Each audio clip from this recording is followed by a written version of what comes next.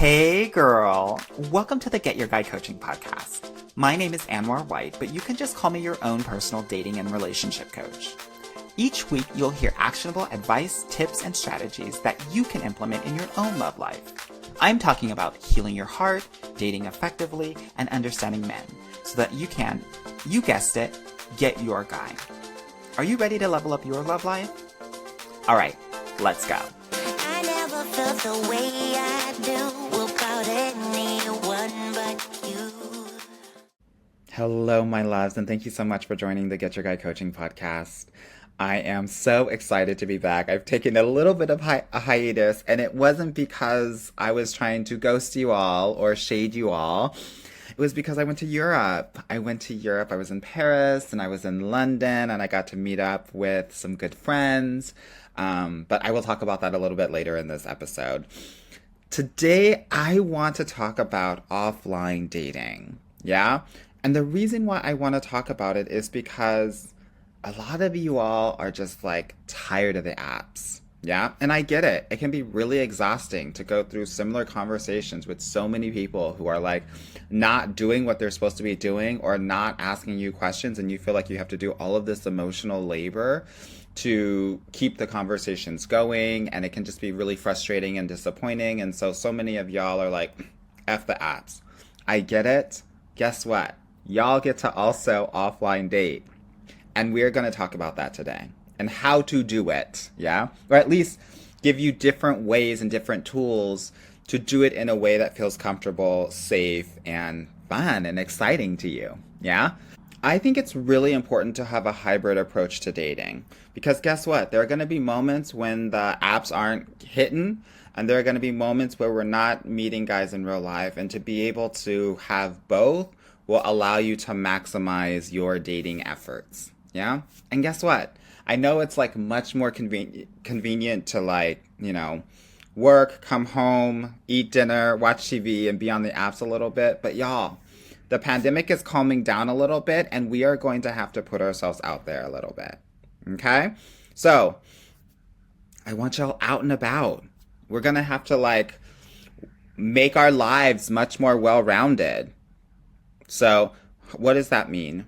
That means I want you all to start doing things that light you up. Yeah? And I want you to be doing them on a weekly basis. If that means working out, I want you to work out. If that means, volunteering at your local food kitchen or any other charity, I want you to do that. If that means playing sports, right, or hiking, I want you to go on to meetup.com and find a hiking group and start hiking. If that's a book club, I want you to do a book club. At this point, I don't really care if it's like a good ratio of men and women. I just think it's important to engage and start connecting with other people.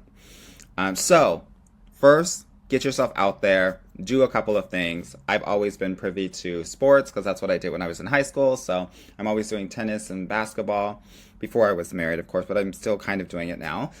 So that was the thing that helped me get out of my shell. And so why is offline dating still important? It's still important because you experience people differently in real life.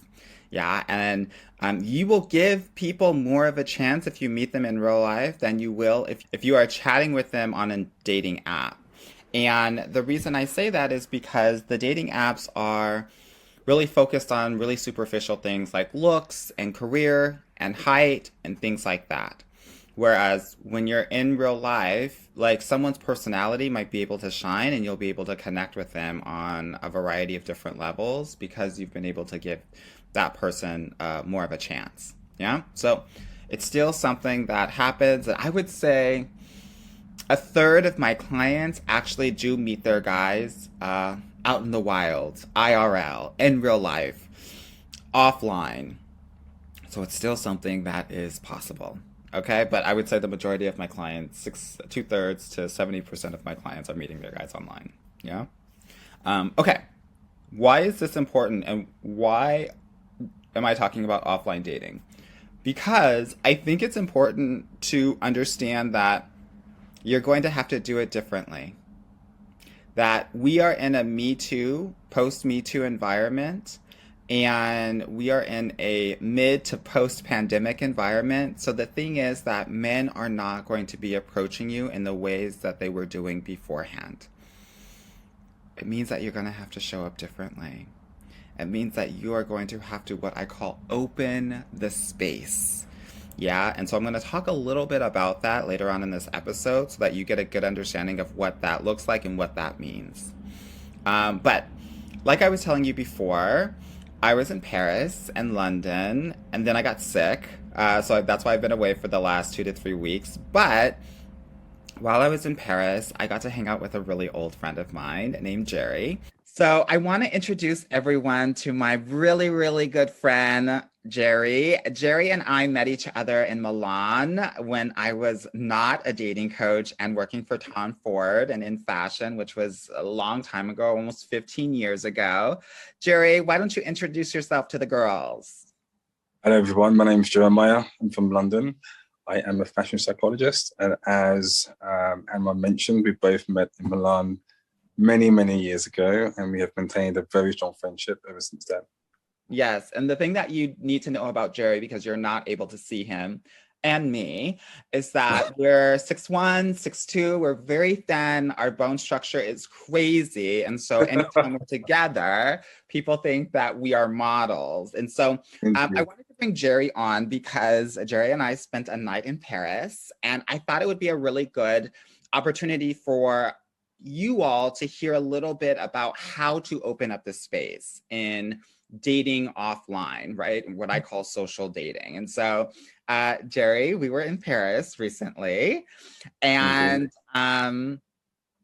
we, like we've generally done, created a story beforehand, which I think is really important. Yeah. So my name was Antonio. Do you remember what your name was? Victor, I believe. Yes. Okay. So your name was Victor, although I think that you didn't hold true to it that night. Well, you're going to have to level up with our story. And the story was what? We said that we were still in Paris for Fashion Week. Yes. And to spending the weekend there. And it was also my 30th birthday. I forgot about that. Yes. It's your 30th birthday, even though we are not 30. And so we're here to celebrate. It's our last night in Paris. And so that was our story. And the reason why I think it's really important to have a story is because just like Beyonce has Sasha Fierce, it's important to access those parts of yourself that will allow you to feel free, to feel more outgoing, it's almost like you're a different person when you're on vacation than you are in your everyday life. And it's all about getting into those vacay vibes because we're much more outgoing. We want to connect more when we're in that mode. And so I think it's like really important to get there. And so having a story before you go out, I think is also really great. And so that's why we did it. Yeah. Okay, so Jerry, I guess maybe you can tell the people, we used to go out a lot in Milan. And what was your experience when we went out in Milan? So from my best recollection, it was that the two of us were like chalk and cheese. Anwar has a lot of charisma, very outgoing, very extroverted, very friendly. Not suggesting that I'm not, but I'm a lot more introverted, a lot more shy. I like to be in my own space. And I always told my friends here, continue to tell them as well, but always recite to my sister and my family how we would go out. And which would be, Anwar always had the ability to draw everybody's attention to him and have everybody come and talk to him, have everybody come and want to be with him. And he often drew traffic my way as well. I was unable to do that. But honey, I am the Mother Teresa of Italian men, honey. I'm just giving them out left and right. Indeed, yes. It was an art form, something that one has to see in person. I marveled at it. And obviously in Paris, nothing changed. It was able to grab the attention of many. Yeah. Well, thank you for saying that. It's a lot of fun. And I think what people don't understand is that And I want to share this with women as well, that you have all of the power. That Mm. literally you just need to tell these men what to do and what you want, and they'll do it. Right. And it's only when you actually harness and embody that power that dating becomes really fun. Yeah. And so, yes, we've had a lot of good times, haven't we? I've had many wonderful times, yes. Yes, to your recollection and mine. Okay, so we're in Paris. We have our story down. We're leaving and we're on the train. And we knew it was already going to be a good night because we almost got the number of the guy that was giving us our tickets. I think we went to the actual counter and we asked, there was something going on. Maybe a ticket wasn't working, but for some reason we were already in a flirtation mood. That we were. The machine wasn't working, and we had tried several times. Then we went back to the counter. Yes. And I think I laid my hand out for it to be kissed. And It's a very enchanté moment. Yeah. yes. And I shared the story, right? That we're, just so that they felt like they wanted to help us. Yeah. Yes. That's exactly. the thing about having the story. It's about inspiring other people to do for you. And so that was fun. We talked about being models. They were laughing. They were having a good time. They definitely let us go about our way. And then we went on the train. Yeah, didn't we? And we were sitting down. We were having a good time. We were amped. We had a few libations. And so, we were maybe a little bit more lively, especially with the quiet Parisian crowd on the train. And there's a guy on the train, and you spotted him quickly. You said, yes. "Oh, girl, man with the book." Yeah. Yes, I liked his outfit, and he had not to suggest that I really base attraction on looks, but it was for someone who I was physically drawn to immediately. He stood out from everything that, or everyone that was on the tube train. So. Most definitely. Oh, and just FYI, before we left the hotel, I had a mission.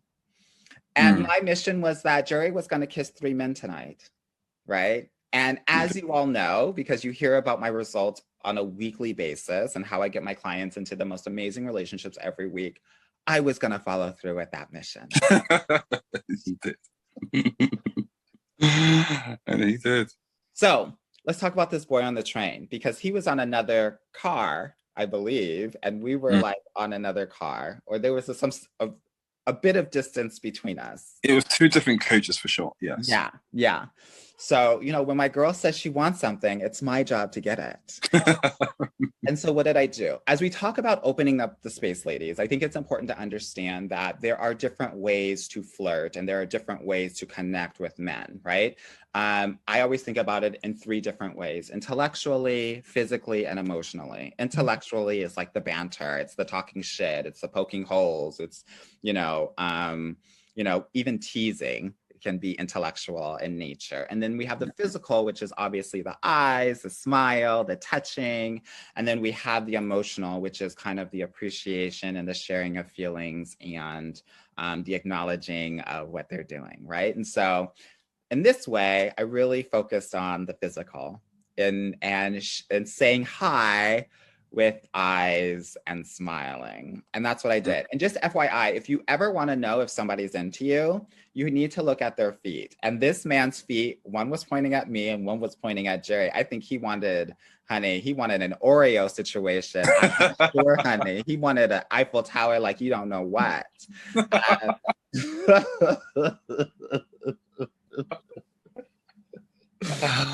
Goodness me. Girl, was I lying? No, you were not. I'm not. Sure. So what did I do, girl? I gave him a smile, like I generally do, and I gave him eye contact for 3 seconds because I already knew that he wanted. Yeah, and so in doing that, and then I went about, Jerry and I talking our shit. What did this man do, Jerry? He got up off his chair from a different coach, moved to our coach and sat next to you. He sure did. He sure did. I was completely shocked, to be sincere. I was not expecting that. Firstly, because as you stated, yes, his body language indicated there was interest. He certainly noticed us, but I did not at one point think he was that way inclined. I just thought maybe he was just interested because we stood out from everybody else, not to sound arrogant, but we did. We were dressed well. We presented ourselves very well. So I wasn't aware that it was beyond anything other than intrigue. Lo and behold, it was. So the one thing that I've learned about living in Europe for a very long time is that, honey, these European men are waiting to get bagged. Okay, in a more serious note, he sat right next to me. Yeah. And how did I open up the space? Another way of opening up the space is to make an observation. And obviously, he was reading a book, so I asked him about the book and what it was. And, it was some high level psychology or science of something. Girl, I wasn't listening. And then I shared our story, our model story. It's Victor's 30th birthday. We're trying to go out and, again, inspiring him to want to do for us.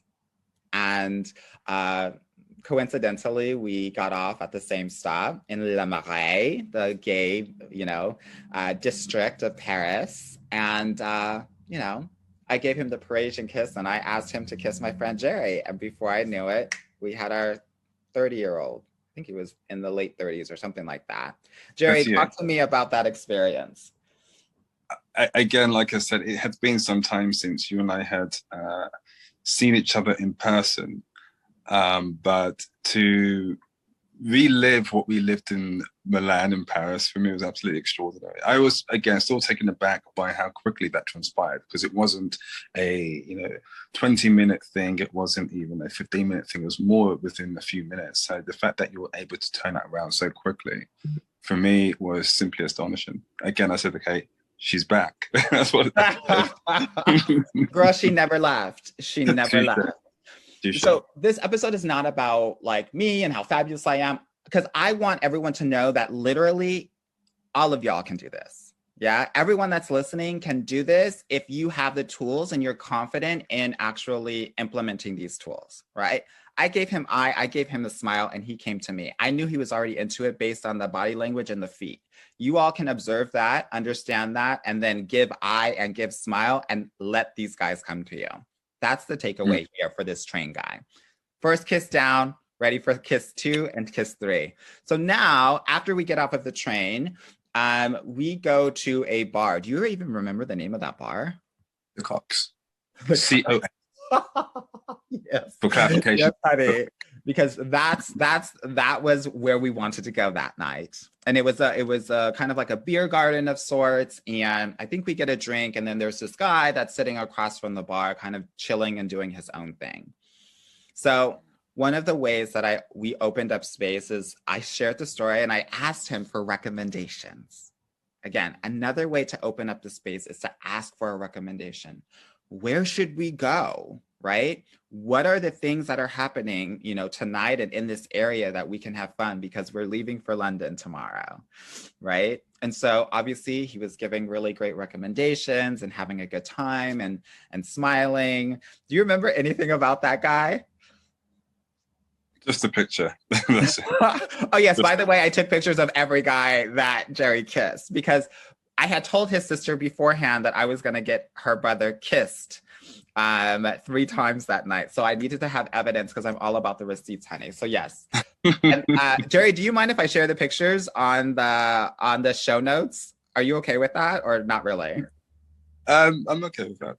Okay, let me know if you aren't, and I won't. But I'll share the pictures in the show notes so you can see the men that, honey, we engaged with. And so this guy was sharing about, what to do, where to go, and everything like that. And he was so nice.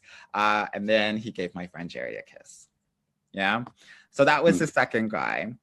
The third guy was a younger guy. And so, we had been at the bar for, I don't know, an hour? 45 I don't think minutes? it was that long. It wasn't that long. Okay. Maybe. And he walked by and he had these really cool, interesting shoes on. And so the way that I opened up the space with him was that I gave a compliment. Oh, I really like your shoes. Where did you get them? What kind are they? Where are they from? Like, what are they made of? Because they were very interesting, kind of like Kanye-esque, differently shaped shoes. And so that started a conversation. Yeah, where are you from? What's going on? Um, you know, he was German. I obviously am fluent in German, so we were speaking in German. And then I obviously introduced him to my friend Jerry. Jerry, talk to me about your interaction with our German friend. Damian. So, from what I recall, based on what, and I think it has to do with what you said as well, because he had seen us before and had not approached us. So that interaction would not have happened, to my belief, unless you had initially engaged with him, because he and his friends seemed a bit intimidated. That's what was said, for them to come and talk to us. So when I was at the bar getting us a drink, I turned around and I thought, yet another person, potentially the third person who's going to kiss me on the cheek. But it was different. Damian is different. And I saw you speak, and then again, you asked him to give me, again, you told him a story, then asked him to give me a kiss on the cheek, which he did. And then I believe at that point, we're still speaking, then his friend came in. We were all speaking together as a group. And then you encouraged us to kiss again. I have the video. I'm an encourager. What can I say? And then an enabler. And but this time we kissed for real. We kissed again. And when I say for real, I mean it was tongue, which for me, yes, girl. Honey, we did it the French way in Paris, apparently. we did. Yeah, and it was just different. I think, unlike the first two, this one was more unique. And yeah, we continued to do that the rest of the night. Yes, ma'am. Yes, ma'am. And I believe you're still talking to him? Yes, he's coming here in a few weeks. Okay. What I think is really important when Jerry is talking for ladies, especially women of color, is that one, we're in a post-Me Too environment. We are also in a mid to post-pandemic environment. So men are not going to approach you in the same way that they did before. It is important to understand that. And if you're a woman of color, these men are often going to be intimidated by you from the get-go. So you are going to need to open up that space. Yeah? Guess what, y'all? These men are checking for you. Yeah. All of them. And we think, because we grew up and we didn't have boyfriends in, elementary school or junior high or high school or maybe even college, that nobody's checking for me. So why even engage? No, all these guys are checking for you. You just don't know it yet. And if you engage and if you open up the space, you would know that they are. Yeah? Most of them are. But you think just because you didn't have a boyfriend in 6th grade that these guys aren't checking for you. They are. And when you open up the space, you will find out. Yeah. I had no idea that these boys were checking for us. Yeah. All I knew is that I wanted to engage and I wanted to open up the space. And so I gave him a compliment. Yeah. So we talked about opening the space in a variety of different ways. Yeah. We talked about giving a compliment. We talked about asking for a recommendation. And we talked about kind of physically with eyes and smile. Yeah. These are ways in which you can engage the space. There are actually 12 ways that I teach my clients how to do this so that they are fully engaged and find the best ways for them to do it. I mean, you can, make a request. You can share an observation. There's a variety of different ways. I share all of those ways in my program. But I just wanted to share that story with you all because I thought it was really fun. I thought it was really interesting and a good representation of how you can open up the space with these men. and hear about how I do it. And I'm hoping that this inspires you. And I'm hoping that y'all get a kick out of this to understand how I navigate in the jungle in the real world. Jerry, what thoughts do you have? What feelings do you want to share? Observations do you want to kind of give the listeners before we head on out? I'd definitely say that I completely concur with what you said, because as you know, you've known me for decades, but that night would not have happened without what you've just stated, because like I said on the night as well, I didn't kiss people in public, yet I did. I didn't allow myself just to be vulnerable and exposed, and yet I did. And as a result of that, I have potentially someone very interesting in my life. So again, thank you for enabling that. And obviously always being a guide for me, particularly in this area of my life. And yeah, I'd say definitely listen to Anmol, you get very far. Thank you, girl. Here, I think you make a really good point, which is doing this takes a little bit of vulnerability. You kind of have to not give a fuck, really. And so many women will tell me, I'm introverted, I can't do it. Yeah, you can. Anytime that you're engaging with someone in customer service, you're going up and you're initiating conversation. You can do it. It's the same shit. Your thoughts are putting these men on a pedestal, and it's making you feel disempowered. I want to let every woman out there know that you're a freaking queen, and all of these men are your suitors. It is literally giving a Bridgerton down. Yeah. Get into that mindset to understand that you're the prize and that they are all trying to get to you. And once you're able to have that mindset, all of this shit won't matter. If he engages, great. If he doesn't, we move on to the next guy who does. Nothing is lost, but there's so much potential for gain, right? As you've heard Jerry now talking to his fine boy, his fine German boy, that's open and that's available to you as well. Okay. Jerry, thank you so much for coming on to my podcast. It's been lovely speaking to you as always. I appreciate you, and I just want to thank you so much. No, thank you so much. We'll have to do it again. The family and I are coming this summer, so we'll have another night of it if you are still single. Yeah, time shall tell. Yes, awesome. Well, thank you so much, everyone. I hope this was helpful for you as you start to think about opening up the space and leaning into dating offline, because sometimes those apps can be really annoying and really frustrating, that we can have a hybrid approach and we can make it happen for ourselves. All right. Have a good one. Bye. Bye-bye. Hey girl, thank you so much for listening to the Get Your Guy Coaching podcast. If you like this episode and want to talk with me personally, please book a free consultation at www.getyourguycoaching.com/apply, or subscribe and leave me a review wherever you listen to your podcasts. Talk soon.